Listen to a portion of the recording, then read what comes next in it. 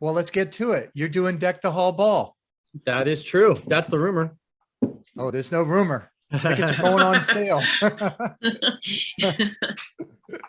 I mean, we had to go through the cities this December to look at where we're playing. And one of the cities that I have always loved, have been going to since I was a little tiny kid. And I always say yes to anything in Boston. I'm there. It's a no-brainer for me.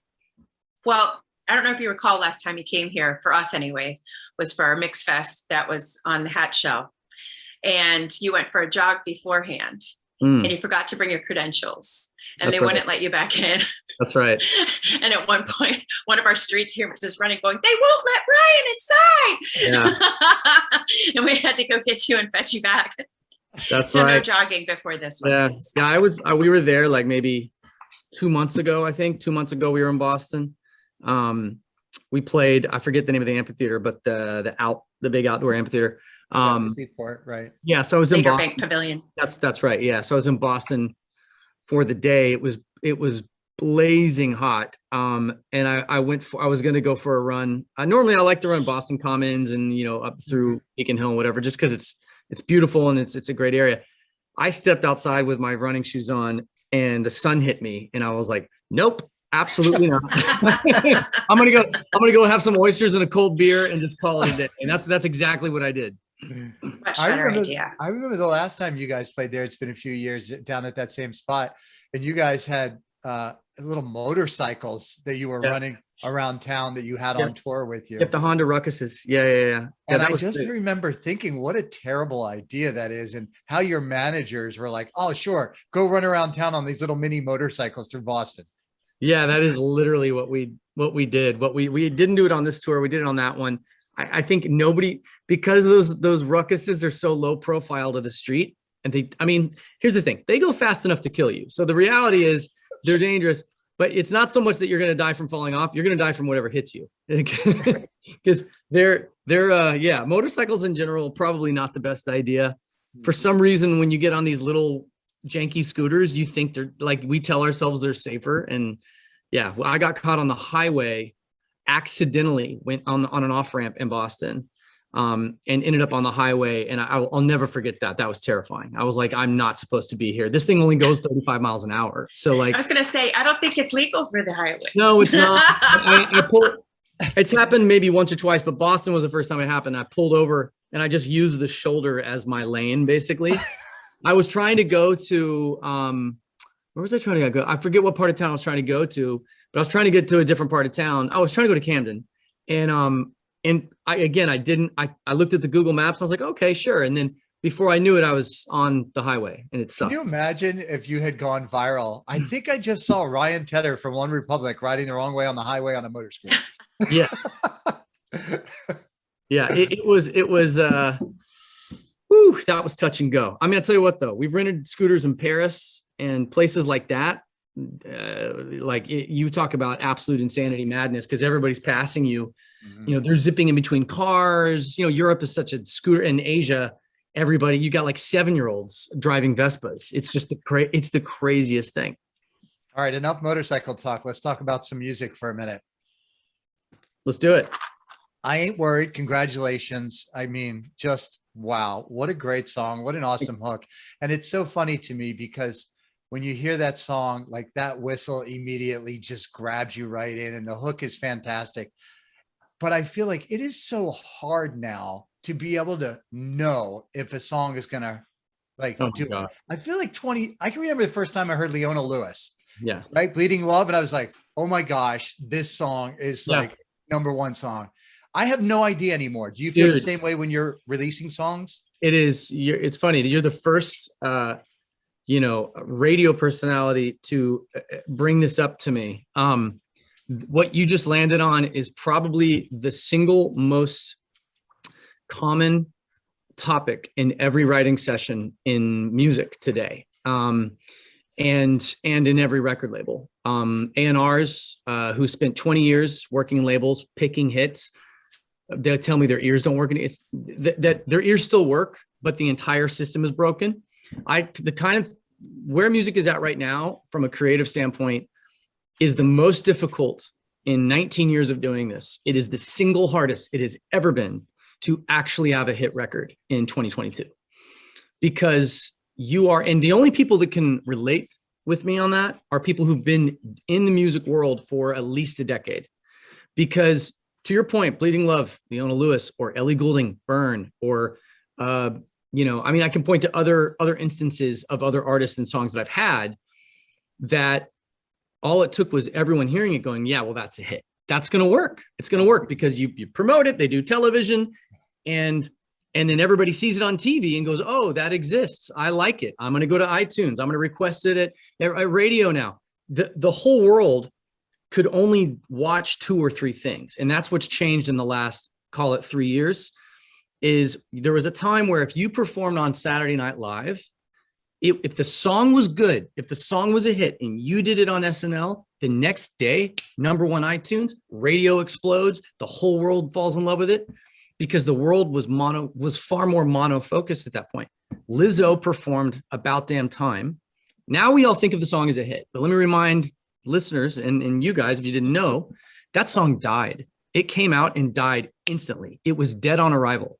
It came out, was like in the 60s on Spotify and Apple. The next day it fell off the chart. They're pumping it at radio, but nobody cared. Nobody cared because the song wasn't viral. It hadn't gone on TikTok yet. And a week after the song came out, and this kind of summarizes my whole thesis about how weird it is right now and how lucky and grateful I am anytime we have anything happen now. The song, I heard it, I thought it was a hit. The label thought it was a hit. Everybody who heard About Damn Time was like, that's a hit. And of course, now you go, of course it is. Right. But listen, when it came out, it didn't work. And she did SNL, hosted it, performed it. The song went down the next day, down. And then here we are 10 days after the song comes out, and Lizzo starts teasing the next single on her socials, and the label pulled the plug and it was dead. And then 2 weeks to the day after it came out, this girl in her kitchen did a dance to the second verse. That's what went viral. And then 3 days later, the song was top 20 in the world, like that.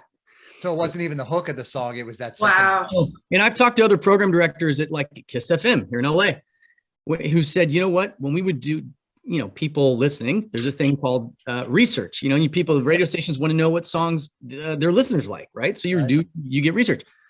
The chorus wasn't researching. Nobody knew what the chorus was. And so they're like testing the song. They go, wait a minute, the song's a smash. Why aren't people recognizing it? Like, oh, we're playing the wrong part of the song. You got to play the second verse. In a minute, I'm gonna need a sentimental woman to pump me up. Right. That was the part that was in the world that we live in now of social media and TikTok. That was the part that stuck and that made everybody go with, I ain't worried. It's the whistle. And in most cases, it's the whistle slowed down. If you go on TikTok and Instagram, everyone's using our song slowed down. It's the whistle slowed down. It's like this. I didn't realize. Wait, that just hit. I didn't realize that whistle was from your song. I've heard that whistle. Think about it. Listen. You're like Kevin Hart posted it the other day. He's got 1 billion followers. Tom Brady posted it last week. He used it last week, like in preparing for the upcoming game or whatever. I was like, everyone's yo, Tom Brady, just use your song. You know, it's like, and it's the whistle slowed down. So. Like Steve Lacy, David, Romantic Homicide or whatever it's called, Steve Lacy, Bad Habits. It's like, these are all examples of if I played you Bad Habits, and I love the song. If I played you guys that song as radio professionals with 10 other hit songs, very unlikely that you're going to pick Bad Habits and go, that's the one. Like, it doesn't sound, music has shifted so much. So you can't, what defines a hit now is no longer what's the best song, what's the catchiest song. It's what resonates with culture, like at the same time. And the way you measure that is very complicated. What's more complicated is, how do you write for that? Like, if you're a songwriter like me and you're an artist, you throw the playbook out, you literally just toss it in the air and just go, I'm just going to put out more songs and just keep writing and like kind of close my eyes, because you can't, the days of just bleeding love. Here's an artist that nobody knows in America, that no one's ever heard of, that happens to have a hit song that's not on socials. you can't have that again. Like, I don't know when the next, the Bleeding Love moments, I don't know that I'll have that as a writer, but anyway, clearly good question. You'll have a few thousand people here screaming and yelling, singing your words. So I think that'll do, at least for that day. At least for that day. And we do perform Bleeding Love now too, which is fun. Well, then there you go. Full circle moment. Let's talk about the concert. Let's talk about Boston. Let's do. So we've got some great acts you're going to be performing with. Is it always fun to meet new folks or folks that you've admired along the way and play with them? It is. It is. And it's always kind of like what's the term? Like a mixed bag. So I never know from city to city who's going to be there. You've got Andy Grammer, Dermot Kennedy, and a new band, the band Camino, are the 3 opening artists. I know Andy. We've done gigs with him before. I think we played San Francisco, a few other places. And Dermot Kennedy, I love the Irish guy, right? Yes. Mm-hmm. Yeah, he's phenomenal. Love him here. So yeah. I'm excited to. Well, that makes sense, doesn't it? Well, he spent a lot of time busking here before he hit it big. He wow. Busked a lot down at Copley I didn't know that. Yeah. Incredible. I didn't realize he was busking down there. Yeah. Dermot's phenomenal. And we're on the same record label. So that's going to be like, everybody's been trying to get us to connect. So it's going to happen in Boston. That's awesome. Yeah. That's amazing. No, he's great. And hopefully, what's the date of the concert? December 10th of December. Okay. So it's going to be nice and chilly. It's going to be brisk. It's going to be a lovely December evening in Boston. It's going to be brisk. Right next to Fenway Park. Yeah, Fenway Park. Yeah, I'm not going to be driving a scooter. I'll tell you that much. But I'm looking forward to it. I'm gonna have to call ahead and book a dinner reservation. There's a couple restaurants in Boston I absolutely love. Where do you like just to go? let me know. Let me know. I'll do that. I will. Totally yeah, North Side. Yeah, there's an Italian joint that I absolutely love. It's North End. Yeah. Mama Maria's North End. Yeah. Oh, love Mom. I took my wife there for our wedding anniversary. To Mama Maria's? Yes. It's great, isn't it? Yeah, it's awesome. Love Mama Maria's. Like, I think a lot of Bostonians maybe don't go there because it's like, oh, that's in the more touristy Paul Revere section. So they think it's a tour spot. No, it's not. That place is like insane good. It is legit. It is. There you go, right, Mom. well, welcome. Great to see you. Great to talk to you. And we can't wait to get you into town for the big show in December. Same. Looking forward to it. All right. Talk to you guys.